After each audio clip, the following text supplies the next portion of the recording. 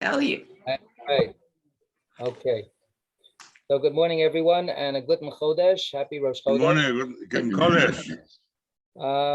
So we are in chapter 3, and the last Mishnah that we looked at was Mishnah 10, Rabbi Dostoi Bar Yanai, in the name of Rabbi Meir, and his teaching was how important it is not to, as it explains in the follow through of the editorial comment of the Mishnah itself, not to try to actively forget your Torah.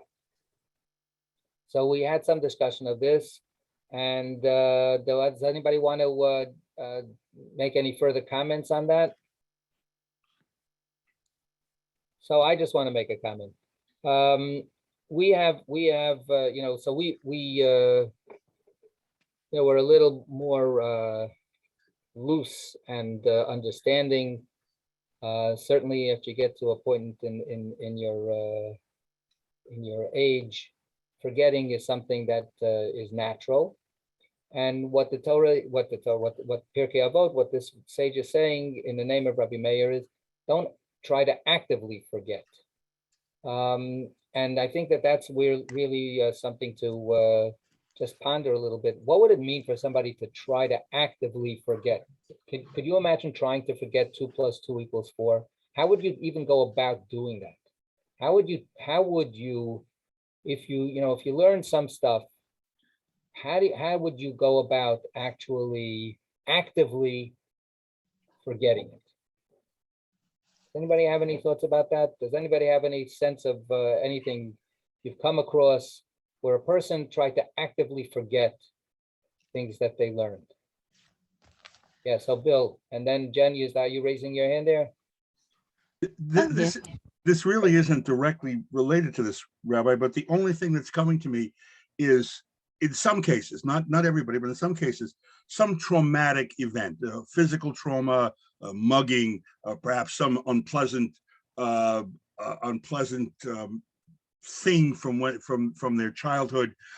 They may try to repress that. It's too painful. But from an intellectual point of view, I'm finding it I'm finding it hard to grasp what they're getting at.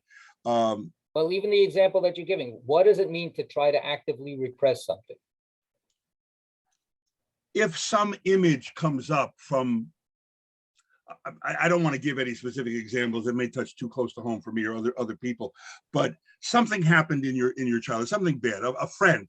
I'm asking whatever it is, I don't care what it is. What does it comes up and you act? What do you do? You push it away. You try not to think of the person associated with that. You avoid the place where it happened. We can use our imagination to think about what might have happened to young women. You stay away from the thing that might trigger the memory. But how that would work in terms of study, whether religious or secular, that I'm puzzled. So I think that you handed the answer on a silver platter to everybody. Go ahead. I'm Jen. sorry. Yeah, I'm just gonna go from there. I have I don't know, scripture. I would just not pay attention to certain parts, I admit, but mostly it's like if I hear certain teachings from certain clergy, regardless of religion, there's definitely some I've yep, not for me, totally never going to think about this again. And teachings I found harmful rather than helpful. Absolutely. And I can imagine cases where people have had to struggle with various parts of our scripture, like if you grew up homosexual back in the day or any number of things, it would be like, yeah, I'm going to redirect every time this comes up and I'm not going to think about that anymore. I might not even, really remember that I'm Jewish or Christian anymore, or whatever. I think that could totally be a thing. Right. So first of all, just to note that yesterday the Torah reading was a Torah reading that has the famous verse, and we made the announcement that we have adopted a different understanding of that verse, so that when people hear the verse, when people see that we practice, this is what it means in our community, and that was important. Afterwards, so I had people that appreciated that we did that. So there's, example of actively actually trying to reappropriate Torah. What our sage is talking about is actively trying to get rid of your Torah. So Lou, you wanted to say something. It seems to me that a lot of this involves denial, which always seems to backfire in people who really buy into it. Those memories never go away, and the more deeply you repress them, the more ugly they resurface at a later time. So that's where I think that we need to contextualize what this teaching is. I think that Rabbi Greenstein would find it hard to imagine that the Torah would be a traumatic instrument against anybody. He could be wrong. And of course, there are clergy that think that, their interpretation of the Torah is perfect, and or their interpretation of whatever scripture they have is perfect. And it's your problem if you don't like it. But I would suggest that that's not the kind of trauma that he is addressing. Do not try to deny all of these things. On the contrary, what I think that the context that he's operating in is, and it's actually not Rabbi Greenstein, it's Rabbi Meir, is a tendency among the Jewish people at that time to run away from Judaism because it was harmful to be a Jew, because the Romans didn't want you to be. So it's not that necessarily it actually did attack your sense of your identity. I don't want to be a Jew. I do not like this. But it's not because, it was attacking you in some kind of evil way. It was because it didn't work for you. It didn't make sense for you, and it didn't pay to be a Jew. And that's the kind of phenomenon that has happened throughout the history of the Jews. And to Lou's point, not necessarily coming back to bite you at all. Again and again, people have been lost to the Jewish people. Folks have been lost to the Jewish people, not to be so repetitive of the word. Folks have been lost to the Jewish people who have successfully gotten out of being Jewish, and if not for themselves, for their children, have created a successful amnesia about it. We brought up cases again and again. Madeleine Albright was a case. She didn't suffer from the fact that her parents lied to her and didn't tell her that she was Jewish. She had a tremendous career, a tremendous life. She was an extraordinary person. I mean, she was surprised and maybe a little bit saddened and taken aback that to find out later in life, as she claimed, that she was Jewish. But it didn't end up causing, some bad consequences in her own life or in her own psyche, as far as we can tell. And this has happened again and again and again.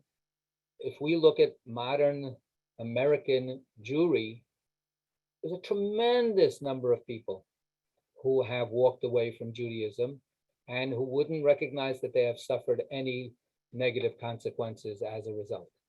There's a note here I just wanted to see. Jen Moss, on a much lighter level, this sounds like Mrs. Bingley in Pride and Prejudice.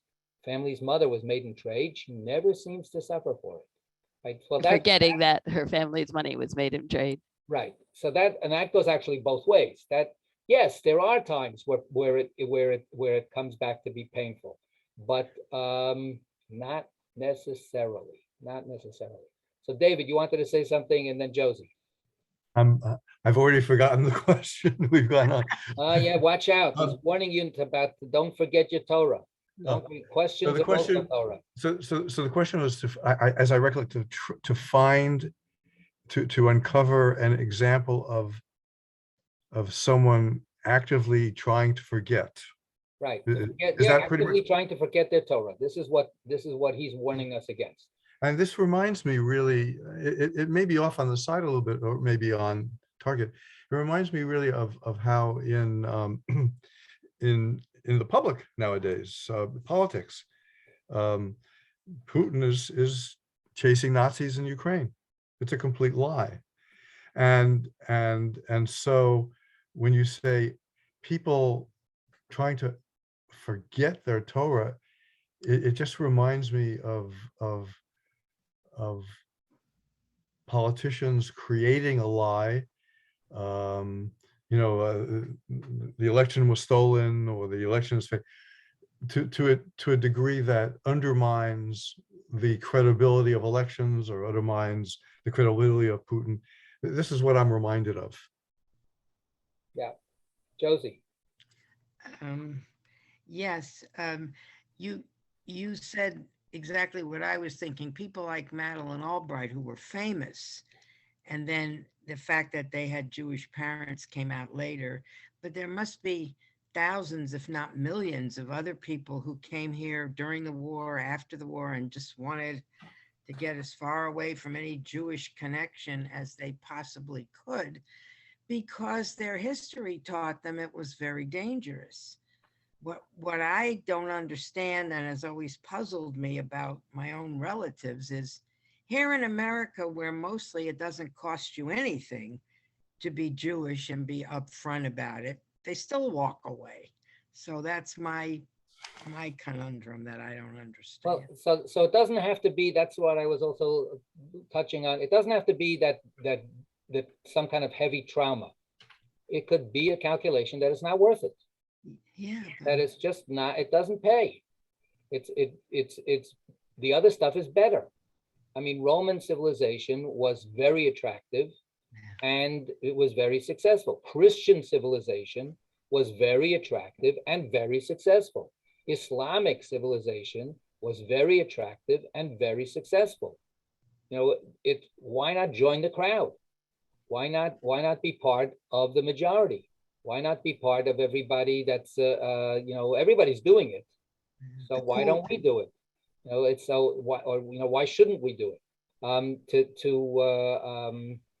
To maintain a sense of difference is not only maybe uncomfortable and hard work, but just simply, why should I spend time reading the Torah when I can read Shakespeare? It's great. Or something else. You find other things that are more worth it. Jen, you wanted to say something.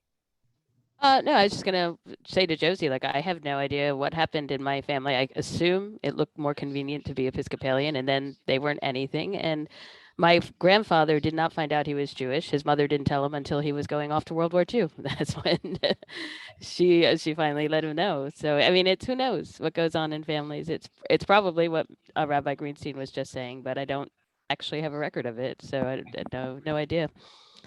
I want to put in one more contextual element, and that is that Rabbi Meir is the original source of this teaching.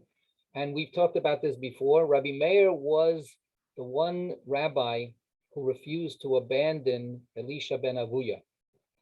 Elisha ben Avuya was a great sage who actively sought to forget his learning, who actively turned to become a heretic and actually became, in some stories, a persecutor of the Jewish people. He joined the Roman side, and he was actively trying to negate Judaism. And Rabbi Meir would constantly hang out with him and would talk with him in Torah studies. So in a certain sense, Rabbi Meir was forcing Elisha ben Avuya not to forget his Torah. And he always, pleaded with Elisha ben Avuya, it's never too late for you. You're enjoying studying Torah with me. This touches something that was so deep for you and so important to you. And here we are, we're having this great encounter. The famous story is that he's walking with Elisha ben Avuya on Shabbat. And he's walking, and Elisha ben Avuya is riding a horse. And riding a horse on Shabbat is rabbinically prohibited. So, and then they get to the limit of how far you can walk on Shabbat, right? There's a Tchum Shabbat. You can't just go walking out of civilization out into the countryside, wherever you want. You have to stop after 3,000 feet outside of civilization. That's as far as you can go, and then you have to turn around. So Rabbi Meir was ready to turn around, and in fact, the ironic and there's a lot of pathos to the Elisha ben Avuya stories. According to the way that one version is, it's Elisha ben Avuya who says to Rabbi Meir, I calculated that it's now time for you to turn around, that you can't violate Shabbat. I'm going on. I'm purposely going to be violating Shabbat in every way I can, but you keep Shabbat. You have to turn around. And Rabbi Meir said, well, the master could turn around also. And the phrase is not simply turn your horse around and come back, but turn around, do tshuva, return. The master could also return. And then the story says that Elisha ben Avuya says, no, I heard from heaven, everybody can return except for me. So it was this very kind of depressive, fatalistic sense that Elisha ben Avuya had. But Rabbi Meir is this person who's fighting so hard lest the Torah be forgotten, even among somebody who's actively trying to do it. So back to Bill's silver platter that he offered us. When you have that kind of Torah, nevertheless, it has to be used or you lose it. Use it or lose it. So if you avoid using it, if you avoid working with the rhythm, if you avoid going to the spaces where the Torah is a reality, if you don't go into the study hall, into the synagogue, into the Jewish neighborhood, into the various spaces and times where the Torah starts functioning, you will forget. So because it's not just a rote thing. People are always amazed, 30 years later, now it all came back to me like bicycle riding. I can remember my bar mitzvah haftorah, or I can remember the Aleph Beis or something like that. But meanwhile, until you remember it, you've forgotten it because you have actively substituted other conscious activity, other physical activity, other rhythms of life for the original ways that the Torah was meaningful in the way that you were living. I'll again, I recall a story that happened here in right in front of Shomrei. Back in the day, we used to try to have like once a month a mincha ma'ariv on Shabbos, and I was walking on the sidewalk right in front of Shomrei on Park Street, right about to turn into the little sidewalk to come down into the entrance. And coming the other way were a whole bunch of high school kids, one of whom was a member of our shul. And I said, Shabbat Shalom. And then I kept going into the shul, and that person and their friends kept going the other way. But I heard that person say, whoa, I forgot that today was Shabbos. So it's not, how many people forget when is Rosh Hashanah this year? When is Pesach this year? When is this or that or the other thing? If you don't have the calendar on the wall, if you make sure not to have a Jewish timekeeping system, you will forget. So that's what this teaching, could be bringing up for us. That forgetting is not simply just a mental lapse. Forgetting has to do with creating meaningful contexts for the things that you know. The biblical knowing is not intellectual only, but it's about being intimate with something, with someone, right? Experiencing someone or something, in a meaningful way. So by actively taking that away or denying it, not passing it on, right? You will ensure that this is going to be forgotten. So, yeah, and this was a big fear of the sages at this time because they saw how tenuous Jewish life was. Jen. I just, on the subject of forgetting, and there's a really lovely story about being reminded. J.R.R. Tolkien wrote a letter in which I don't forget who he wrote it to, but he was remembering his roommate while he was at whichever university he was at, was Jewish, and he was a devout Catholic, but he said getting up for mass was not his favorite thing. And one morning while he was like just putting the covers back over his head, his Jewish friend said, "Well, aren't you getting ready for mass?" And he looked at him with extreme disapproval. So J.R.R. Tolkien's like, "Oh, absolutely, I'm getting up. Right, this is me getting up." And then he wrote after that, he said, "This must be what heaven is like. Us each reminding each other, us each making us a better Jew, a better Christian."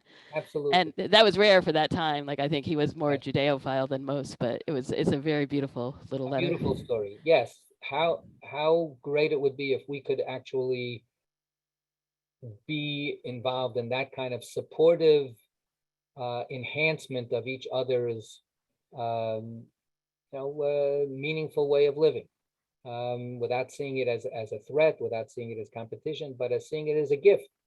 I know how important it is for me to be me. And I know how easy it is for me to say, oh, but not today.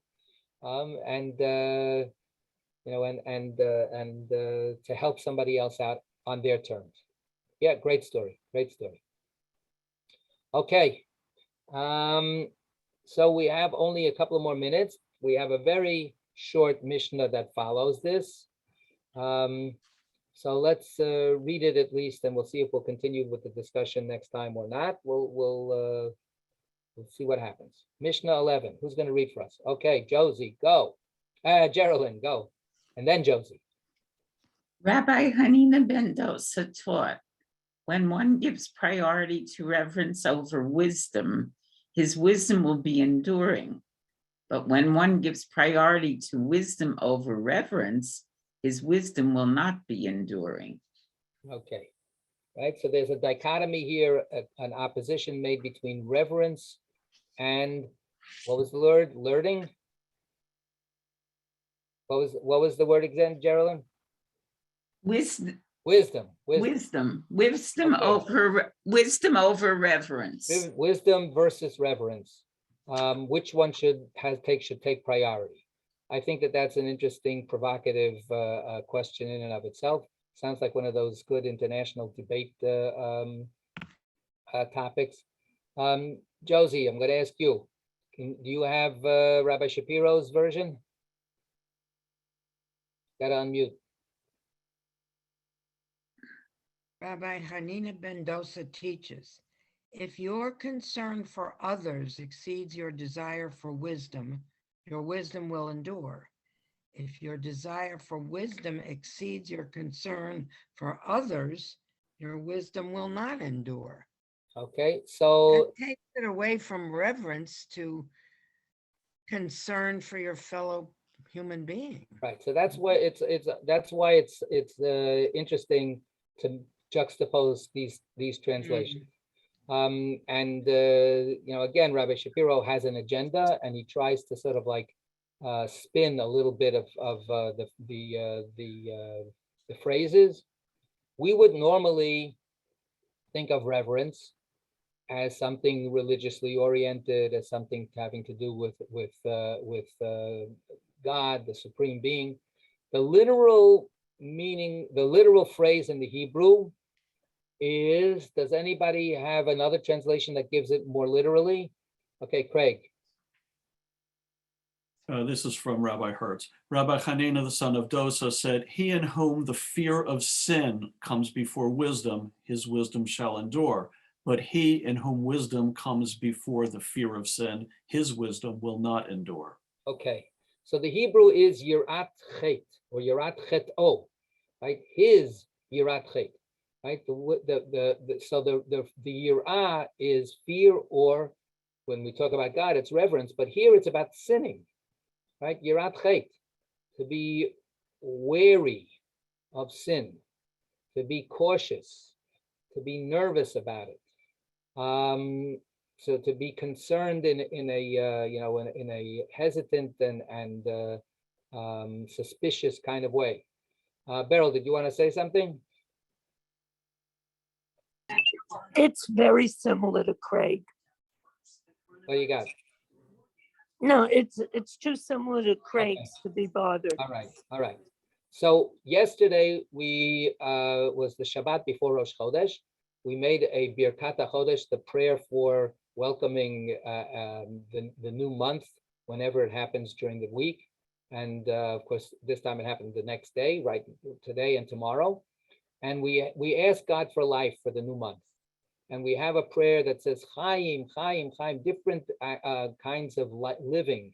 We ask God to bless us in the new month with a life of all kinds of Chaim Arukim, right? Long life. Chaim Shel Bracha, life of blessing, right? And then we say, Chaim Sheyesh Bahem Yirat Chet V'Yirat Shamayim, right? So that living that has in it fear of sin, that we should be afraid of sinning. So when we take the word reverence, it doesn't say reverence for God. We could think about reverence as being, this is something, I'm in a situation, I'm in a context, I'm in a world that is vulnerable, and it's wonderful, but it is so fragile. And that world, of course, also includes encountering other human beings. So Rabbi Shapiro definitely wants to push it away from the God idea and into the interpersonal idea. But certainly the interpersonal idea should be included even in if we take it as a God idea. That's what God is telling us all the time, right? We're coming up to this coming Shabbat is Kiddushim, be holy. How should you be holy? Love your neighbor as yourself. So, there's a number of elements here that we need to be aware of. Okay, we ran out of time for now, and we'll hopefully continue next week. Okay, Yasher Koach, stay safe, everyone.